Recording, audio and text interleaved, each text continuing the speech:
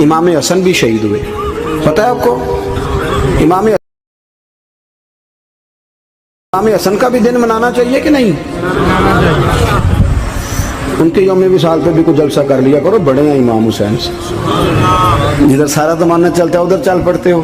حدیث میں جہاں جہاں نام آیا نا، پہلا امام حسن کا ہے، دوسرا امام حسین کا ہے، اور امام حسین کے اپنے جملے ہیں. فرماتے ہیں میرا بھائی نہیں، میرا امام بھی ہے، میرا امام بھی ہے. اور آپ فرمایا کرتے تھے میں نے بڑی چیزیں اس حسن سے سیکھی ہیں. جو انہوں نے سیکھا ایک بتاؤں اس میں سے؟ کچھ لوگ تھکے ہیں آپ میں سے، حالانکہ میں تو زیادہ سفر کر کے آیا ہوں. عرض کروں جو انہوں نے سیکھا ہے، سنو. امام حسین خود بتاتے ہیں، فرماتے ہیں کہ اب میرے بھائی نا امام حسن اپنی ایک بیوی کو طلاق دینا چاہتے تھے. اختلاف شدید ہو گیا، بات طلاق تک آ گئی. مجھے پتا چلا تو میں پہنچا. میں نے کہا بھائی جان کیا اختلاف ہے بھابھی سے؟ سنا طلاق دینے لگے. فرمایا ہاں طلاق دے دوں گا. چلی گئی ہے میکے. فرمایا بتائیں غلطی کیا، کیوں دے رہے ہیں؟ تو امام حسن فرمانے لگے حسین آپ نے قرآن نہیں پڑھا؟ میں نے کہا جی پڑھا ہے، بتائیں. کہنے لگے اللہ فرماتا ہے ہن لباس لکم وانتم لباس لہن، مرد عورتوں کا لباس ہے، عورتیں مردوں کا لباس ہیں. فرمایا میری بیوی میں کوئی کمزوری ہوگی تو میں پردہ ڈالوں گا کہ دنیا کو بتاؤں گا؟ امام حسین کہتے ہیں میں نے اٹھ کے بھائی کا ہاتھ چوما. میں نے کہا آیت میں نے پہلے بھی پڑھی تھی، تفسیر آج سمجھ میں آئی ہے، تفسیر آج سمجھ میں آئی ہے، میرے بڑے بھائی نے سمجھائی ہے، سمجھ میں آئی. کہتے ہیں کچھ دنوں کے بعد امام حسن نے بیوی کو طلاق دے دی. میں پھر آیا اور میں نے کہا میرے شانوں والے بھائی آپ بھی بتا دیں کیا مسئلہ تھا. تو کہتے ہیں میرا ماتھا چوما میرے بڑے بھائی نے اور کہنے لگے حسین چھوڑ، وہ غیر محرم بیوی ہے، میں کسی غیر کی باتیں تیرے ساتھ کیا کروں. طلاق دے دی، غیر محرم ہو گئی، اب اس کا ذکر کیا چھیڑنا. کہتے ہیں میں سمجھ گیا کہ میرا بھائی قرآن کی اس روح کو جانتا ہے جو حسین تک بھی پہنچ رہی ہے. بھائیو امام حسن رضی اللہ تعالیٰ عنہ آپ کو پتہ ہے یہ کائنات کا وہ عظیم شخص ہے. حسن ابن علی وہ عظیم ہستی ہے جس نے تاج چھوڑ دیا، تخت چھوڑ دیا، پر نبی پاک کی امت کو جوڑ دیا. نبی کریم نے ان کو اپنے ساتھ بٹھا کے کہا تھا، صحیح بخاری میں موجود ہے، کہا یہ میرا بیٹا حسن سید ہے، یا مسلمانوں کی دو جماعتیں لڑیں گی تو یہ صلح کرائے گا. حضرت امام حسن نے تخت چھوڑا، تاج چھوڑا، لیکن مسلمانوں کو آپس میں اتنی بڑی قربانی، اتنی بڑی قربانی. یہاں تو بھائی چھوٹا سا مسئلہ ہوتا ہے، مسجد میں اچھے بھلے امام صاحب نماز پڑھا رہے ہوتے ہیں، بچے پڑھ رہے ہوتے ہیں، اور مسجد میں تو تقریباً 15-20 چودھری اتوار مسجد میں ہوتے ہیں. تھوڑے پنڈ تے نہیں ہیں جی؟ چلو اللہ کا شکر ہے جی اتنے نہیں تھوڑے نے، چلو اللہ کرے وہ بھی نال ہی رل جان. درویش ہی چنگی چدرا دا کی کرنا ہے. تو ویسے میں نے دیکھا ہے تھوڑی سی جو کسی شہر کی بڑی مسجد ہوتی ہے اس میں 15-20 چودھری ہوتے ہیں، اور مولوی صاحب کی مجبوری ہے سب کی مان کے چلنا. دو کی نہ مانے قاری صاحب، دو کی. اب وہ یہ نہیں دیکھیں گے کہ دین کا نقصان ہو رہا ہے، مسجد کا مسئلہ ہے، بچوں کا مسئلہ ہے، ان کو تو ذات کا مسئلہ ہے. میری نہیں مانی لیا تھا چھٹی. وہ خدا کے بندو ہم 2 منٹ کے لیے چدراہٹ نہیں چھوڑتے، دین کا نقصان کر دیتے ہیں. امام حسن نے پوری حکومت چھوڑ دی، پوری حکومت. اتنا بڑا سخی کم آپ کو ملے گا جو سخاوت کرے اور نبی کی امت کو بچائے صلی اللہ ہو. یہ بات بیان نہیں ہوتی، اکثر نہیں ہوتی، شاید پورے کربلا میں آپ نے نہ سنی ہو اللہ ماشاءاللہ. اس کو سمجھے امام حسن. اور پھر مزے کی بات، امام حسن بھی شہید ہوئے، انہیں زہر دیا گیا، اور جب وہ شدید بیمار ہو گئے نا، زہر اثر کر گیا، تو امام حسین آئے، بڑے پریشان ہوئے، رو پڑے، کہنے لگے بھائی مجھے بتاؤ کس نے زہر دیا. تو امام حسن کہنے لگے حسین مجھے شک ہے ایک شخص پر، لیکن شک ہے بھائی، اگر صرف شک ہے تو میں کسی بے گناہ کو بدنام کیسے کر دوں، تمہیں کیسے نام بتا دوں. یہ نامعلوم پرچے کراتے نہیں ہم روز نامعلوم پرچے، جس پہ دشمنی ہے اس کا نام لکھا دو، ختم ہو گئی بات. امام حسن کی تربیت دیکھو، فرمانے لگے جس پر مجھے شک ہے اس کا نام بتا دوں، تو اگر وہ نہیں تو بے گناہ کا ذکر کیسے کر دوں. تو امام حسین فرمانے لگے بھائی جان اگر وہی ہوا تو آپ فرمانے لگے اگر وہی ہوا نا تو حسین پھر بھی تو چھوڑ دے، میں نے رب کے سپرد کر دیا، اللہ بہترین انتقام لینے والا ہے. اللہ اتنا بڑا حوصلہ سیدہ کے بیٹے کا، شیر کے بیٹے کا، شیروں جیسا کلیجہ، اتنا دل دریا سمندروں ڈونگے، کون دلان دیاں جانے. او بھائی تھوڑا حوصلہ کر, جتن جتن تے ہر کوئی کھیڈے, تو ہارن کھیڈ فقیرا, اور جتن دا مل کوڈی پیندا ہی ہارن دا مل ہیرا. اور کہیں بیک بھی تو ہو نا, کہیں تو درگزر بھی تو کرنا کہ ہر جگہ چھا کے رہنا, ہر جگہ چھا کے رہنا. میرے ایک سنگی ہیں, آپ کو پتہ یہ جو اسٹیج پہ بیٹھنے والے لوگ ہوتے ہیں نا, یہاں تو اچھے اچھے لوگ بیٹھے ہیں میری طرح کے جو لوگ, جو اسٹیج پہ بیٹھنے کا عادی ہو جاتا ہے وہ نیچے بیچارہ بیٹھ بھی نہیں سکتا, کوئی مسئلہ ہو جاتا ہے. میں اکثر کہتا ہوں کہ کبھی نیچے بیٹھ کے تو دیکھو کیا حرج ہوتا ہے. اگر کسی بندے کی کوئی شان ہے تو وہ جو سب سے پیچھے بیٹھا ہے اس کی شان ویسی کی ویسی ہے, کوئی کمی آ جائے گی؟ کچھ بھی نہیں. مجھے ذاتی طور پر دیانتداری سے کہتا ہوں, مسجد میں بیٹھا ہوں, جب میرے آنے پہ لوگ نعرے لگاتے ہیں مجھے تکلیف ہوتی ہے. میں کہتا ہوں یار نبی پاک کی نعت چل رہی تھی, اس کا ادب زیادہ ہے یا اجمل قادری کا ادب زیادہ ہے؟ چھوڑیں آپ, جو آیا ہے وہ بیٹھ جائے گا, ختم ہو گئی بات. اور ویسے بھی جو لوگ جلسوں کے لیے محنت کرتے ہیں نا, بیچارے اشتہار لگاتے ہیں, مسجد کی صفائی کرتے ہیں, جو لنگر پکاتے ہیں, وہ تو اسٹیج پہ آتے نہیں, حالانکہ زیادہ ثواب تو ان کو ملتا ہے, وہ تو پیچھے چھپے ہوتے ہیں. میں کئی دفعہ مجھے پتہ چل جائے نا اس کارکن نے زیادہ کام کیا اس جلسے کے لیے, تو میں اس کے کان میں کہتا ہوں میرے لیے بھی دعا کری, اس لیے کہ تو نے محنت کی ہے, تیرا اجر اور ہے. ہم تو شان سے آئے بیٹھے اور چھٹی کر گئے. بھائی تھوڑا پیچھے بھی دیکھے, نبی کریم کے پورے خاندان کی قربانیاں, پورے خاندان. دوپہر کو کھانا نہ پکاؤ تو ہمارے بچے موبائل توڑ دیتے ہیں, اور شام کو مرضی کا نہ پکاؤ تو واک آؤٹ کر جاتے ہیں, کہتے ہیں لے آؤ پیسے پھر برگر لے آئیے.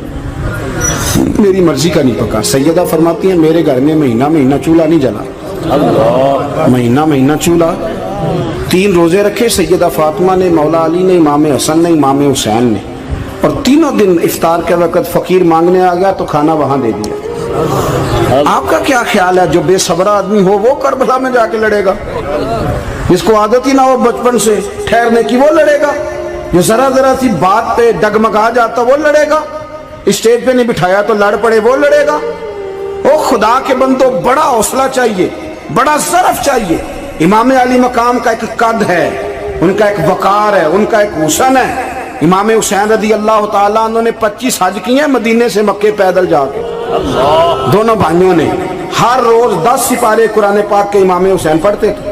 حضرت عبداللہ ابن زبیر کہتے ہیں میں سیدہ فاطمہ کے بیٹے حسن اور حسین سے جب بھی ملا ہوں دونوں بھائیوں نے روزہ رکھا ہوا ہوتا تھا. انہوں نے اپنی زندگی تقوی سے گزاری, پرہیزگاری اور سخاوت. سبحان اللہ. پتہ ہے سخی مالدار نہیں ہوتا, حضور نے فرمایا بندہ دل کا غنی ہوتا ہے. مالدار تو بندہ بنتا ہی تب ہے جب پیسے جمع کرے, سخاوت کرنے سے تھوڑی مالدار بنے گا. اس لیے درویش کہتے ہیں مالا والے سخی نہیں ہوندے, سخیاں کل مال نہیں ہوندا. سنیں بہت بڑی سخاوت کی اپنی زندگی میں, ساری زندگی سخاوت میں گزار دی, ساری زندگی. امام حسن نے بھی, امام حسین نے جو آیا دے دیا, جو آیا دے دیا. ہزاروں دینار آتے. ایک دن ایک فقیر مانگنے آ گیا تو امام حسن حسین دونوں تھے. کہنے لگا میں نے سنا ہے بڑے لاجپال ہو, غریب ہو, مہربانی ہو جائے. فرمایا بیٹھ جاؤ رزق آنے والا ہے. تھوڑی دیر گزری تو 3000 دینار آئے. ویسے میرے کو 3 لاکھ روپیہ ہوتے مسیطے کنے دینے چاہیے دیں. میں اپنا پہ پوچھنا تو اڈا تے پوچھیا ہی نہیں, میں مشورہ پہ لینا. 3 لاکھ جو میرے کو ہوتے مسیطے کنے دینے چاہیے. تسی ظاہر ہے ان کو دیانتداری والا مشورہ ہی دینا ہے نا, جن کرنا جو ہی دسنا دینا. کتنا 1000 ہیں؟ میں کبھی کبھی پیار سے بات سناتا ہوں. ایک سنگی میرے پاس آیا, کہنے لگا سب دعا کرو اللہ میں پیسے دے میں وہ راج دیا گا. میں کہ یا اللہ نے 10 کروڑ دے, 9.5 کروڑ تیرے راج دے چھڑے گا. وہ بھی ہسی آئی ہے جو میں تسی ہسے ہو نا. آمین نہیں زوا کی, یا چپ کر گیا یا کوڑن لگ گیا. اور میں کہ کرما لیا آمین تے آگ تینوں تے 50 لاکھ پھر بھی پیا بچدا سی. لیکن اسی دعاواں وچ بھی 9.5 کروڑ دین لئی تیار, ناراض نہ ہونا, دعاواں وچ بھی تیار نہیں, مزاج ہی نہیں, طبیعت ہی نہیں. سیدہ فاطمہ الزہرا کے پاس 40 اونٹ کھڑے تھے. ایک بی بی آئی, وہ کہنے لگی اماں جی یہ جو اونٹ کھڑے ہیں یہ میرے ہیں, اب بتائیں میں اللہ کے رستے میں دوں تو کتنے دوں؟ سیدہ فاطمہ کہنے لگی 1 بکری دے دے. تو کہنے لگی حضور اگر آپ کے پاس 40 ہوتے تو آپ کتنے دیتی؟ سیدہ فرمانے لگی میں سارے کے سارے دے دیتی. تیرے لیے مسئلہ اور ہے, میرے لیے فتویٰ اور ہے, سارے دے دے. 3000 دینار آئے امام حسن اور حسین کے پاس. فقیر بیٹھا ہے, فقیر کہتا ہے میرے دل میں خیال تھا کہ 5-10 دے دیں تو میری موت بن جائے گی. پر مجھے نہیں پتا تھا کہ اتنے سخی گرانے کے پاس آیا ہوں۔ 5-10 دے دے تو موج بن گئی۔ کہتے امام حسن نے 3000 دینار میری ہتھیلی پہ رکھے اور میرا ماتھا چوم کے کہنے لگے یار میرا تو خیال تھا کہ تیرے انتظار پر تجھے کچھ ملے گا، پر یہ رکھ لے، مجھے پتا ہوتا کہ تجھے اتنا ملنا ہے تو میں تجھے انتظار نہ کراتا۔ جلدی دے، خود بھیک دے، خود ہی کہے منگتے کا بھلا ہو۔ اپنی زندگی نفاست سے گزاری اہل بیت، قربانی دے کے گزاری۔ مولا علی شیر خدا نے اپنی زندگی ساری 9 سال کی عمر تھی جب کلمہ پڑھا تھا، 9 سال۔ حضور نے سب گھر والوں کی دعوت پکائی اور جب سب لوگ آ گئے سارے خاندان والے تو فرمایا میں اللہ کا نبی ہوں، کون کون میری مدد کرے گا؟ آپ کو بتائیں نا کہ جب مشکل وقت آتا ہے نا یہ تو تب پتہ چلتا ہے نا ساتھ کون چلتا ہے۔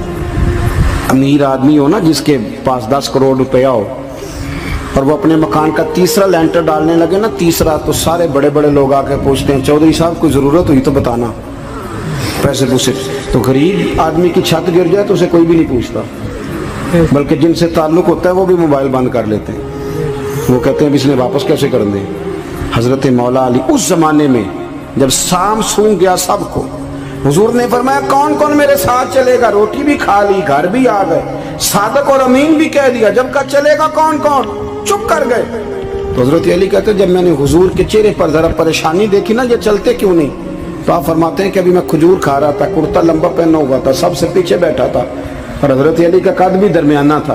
آپ فرماتے ہیں میں اٹھا اور کھجور ابھی میرے منہ میں تھی، جھٹ پٹ میں نے اسی طرح نکال کے جیب میں ڈال اور میں پنجوں کے بل کھڑا ہو گیا، دونوں بازو کھڑے کر کے کہا حضور یہ نہیں بولتے تو نہ بولیں، انا ناصرو کا یا رسول اللہ، انا حافظو کا یا رسول اللہ۔ حضور آپ جہاں جہاں کہیں گے علی آپ کا مددگار بنے گا، دین کی مدد کرے گا، اور اگر آپ تک کوئی آئے گا تو علی آپ کی حفاظت کرے گا۔ 9 سال کی عمر میں چلے علی دین کی نوکری کے، پھر بدر میں بھی پہلی صف میں، احد میں بھی پہلی صف میں، خندق میں بھی پہلی صف میں۔ ایک جنگ میں حضور نے کہا علی تو رہ جا، اس دفعہ رہ جا، تو عرض کی رو پڑے حضرت علی، دلیر آدمی تھے، رو پڑے، کہنے لگے حضور آپ مجھے بچوں اور عورتوں کے پاس چھوڑ کے جا رہے ہیں؟ حضور مجھے لے چلے، میں میدان کا زندگی ساری گزار دی، ساری زندگی گزار دی، اپنے زمانے میں آپس کا اختلاف بھی دیکھا، ساری زندگی شیر خدا نے دین کو دے دی۔ کوفے کی جامع مسجد میں 21 رمضان کو جب حضرت علی کو خنجر لگا نا تو تاریخ میں جملہ محفوظ ہے، خنجر لگا نا جب وہ 9 سال کی عمر میں یاری لگائی، 63 سال عمر ہو گئی، جب خنجر لگا تو کہنے لگے فزت برب الکعبہ، مجھے رب کعبہ کی قسم آج کامیاب ہو گیا ہوں، پانی پرن سہیلیاں تے رنگا رنگ کڑے، اسی پریا اس دا جانیے جس دا توڑ چڑھے۔ کہا دیکھو بھئی میں آج کامیاب ہو گیا، میں کامیاب ہو گیا، وہ جو میں نے کہا تھا حضور میں ساتھ رہوں گا، تے لے سجنا سا توڑ نبھائی، جان دیتی راہ تیرے، دے دیا ہر چیز دین کو دے دی۔ کون سی پراپرٹی چھوڑ کے گئے پیچھے، کون سا نظام بنا کے گئے؟ حضرت امام حسین رضی اللہ تعالیٰ عنہ یہ حضور کی اولاد پاک ہیں، پیروں کو نا تھوڑی مٹی لگ گئی، عمر جوانی کی تھی، داڑھی مبارک ساری سیاہ تھی، کالی تھی۔ حضرت ابو ہریرہ ان سے سالوں بڑے تھے، امیر المومنین فی الحدیث۔ حضرت ابو ہریرہ نے دیکھا کہ امام حسین کے مقدس قدموں کو مٹی لگ گئی۔ کسی سے بھی کہا جا سکتا تھا ذرا امام صاحب کی توجہ کرانا، یہ ذرا مٹی اتار دینا، لیکن حضرت ابو ہریرہ جھٹ سے اٹھے، اپنی پگڑی کھولی، اس کا پلو لیا اور حضرت امام حسین کے پیروں سے مٹی صاف کرنی شروع کر دی۔ کیوں کہ اہل فضل ہی کسی کی فضیلت کو جان سکتا، عزت والا ہی کسی کو عزت دیتا ہے، جس کے پاس وقار ہو۔ او میرے سنگیوں، لوگوں کی باتوں میں نہ آنا، یہ تمہیں الجھا دیں گے، یہ تمہیں تفریق میں ڈال دیں گے، یہ انتشار برپا کریں گے۔ یہ وہ حسین جماعت ہے جو حضور کے سامنے بیٹھا کرتی تھی۔ ان سے پیار کرنا، ان سے محبت کرنا۔ آپ کبھی ترمذی کی ایک حدیث پڑھیں تو مر جانے کو جی کرتا ہے۔ حضور نے فرمایا تھا میرے صحابہ کے بارے میں اللہ سے ڈرنا، میرے بعد انہیں اپنی زبانوں کا نشانہ نہ بنانا۔ کاش کوئی ان جملوں کا درد سمجھ سکے۔ فرمایا رب سے ڈرنا، اور کریم فرمانے لگے جس نے ان سے محبت کی میری محبت کی وجہ سے محبت کی، اور جس نے ان سے عداوت رکھی میری وجہ سے رکھی۔ کبھی بھی کسی میں. اور جو حضور کی اولاد ہے, صحابہ کرام نے ایک جگہ کچھ نذرانہ جمع کیا اور جمع کر کے کہا کہ حضور کی بارگاہ میں پیش کرنا ہے. اخراجات بہت زیادہ ہیں اور ظاہری وسائل اس ترتیب سے نہیں ہیں. یہ نذرانہ ہر مہینے پیش کرنا ہے. جب وہ لے کے حضور کی بارگاہ میں گئے نا تو اللہ نے قرآن نازل کر دیا. فرمایا محبوب ان سے کہہ دو لا اسألکم علیہ اجرا, میں تبلیغ دین پر تم سے کوئی اجر نہیں مانگتا. الا المودۃ فی القربى, بس میرے قریبیوں سے پیار کرتے رہنا, میرے قریبیوں سے محبت کرنا, پیار کرنا قریبیوں سے. یہ علی المرتضیٰ ہیں, یہ فاطمہ ہیں, یہ ان کا خاندان ہے, یہ ختیجہ ہیں, یہ عائشہ ہیں, یہ میمونہ ہیں, یہ حفصہ ہیں, ان سے پیار کرنا, میرے قریبیوں سے محبت کرنا. ہمارے دلوں میں حضور کی اولاد کا پیار ہونا چاہیے, طبیعتوں میں احترام ہونا چاہیے, ہمارا مزاج, ہمارا دل ان کے لیے دھڑکنا چاہیے, ہمارے لہجے, ہمارے انداز ہمیشہ ان کے حق میں نرم ہونے چاہیے.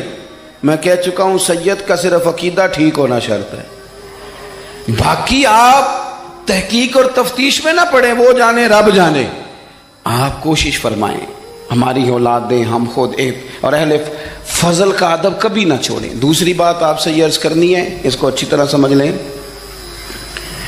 کہ قومیں اپنے اسلاف سے بڑی ہوتی ہیں ہمیشہ. بڑا ہم ہوتا ہی وہ ہے جس کا کوئی بڑا ہوتا ہے, جس کا کوئی بڑا نہیں ہوتا وہ کبھی بھی بڑا.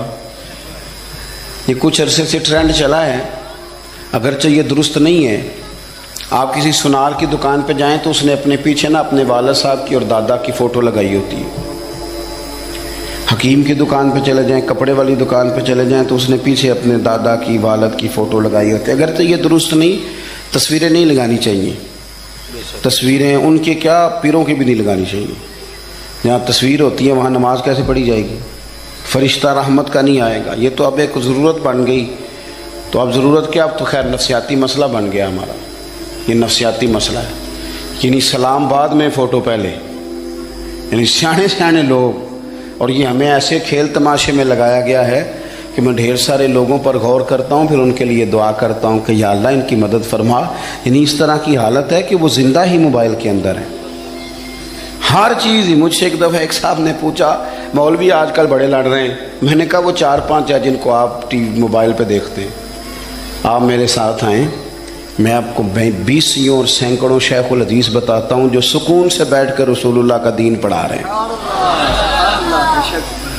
تو آپ مسئلہ سے تو یہ ہے کہ ہم نے کل زندگی وہ سمجھ لی ہے جو موبائل کے اندر ہے. بہرحال وہ تصویر لگائی ہوتی ہے سنار نے بھی اور حکیم نے بھی اور ڈاکٹر نے بھی اور بہت سارے لوگوں نے کہ جناب اب یہ جو تصویر لگاتے ہیں تو اس کے پیچھے پوری حکمت ہوتی ہے. آپ ان سے پوچھتے ہیں یہ فوٹو کیوں لگائی ہے, تو وہ کہتے ہیں ہم یہ بتانا چاہتے ہیں کہ یہ کام آج نہیں ہم نے شروع کیا, ہمارا شجرہ پرانا ہے, ہمارے باپ دادا سارے یہی کام کرتے تھے, ہمارا خاندانی ورثہ ہے.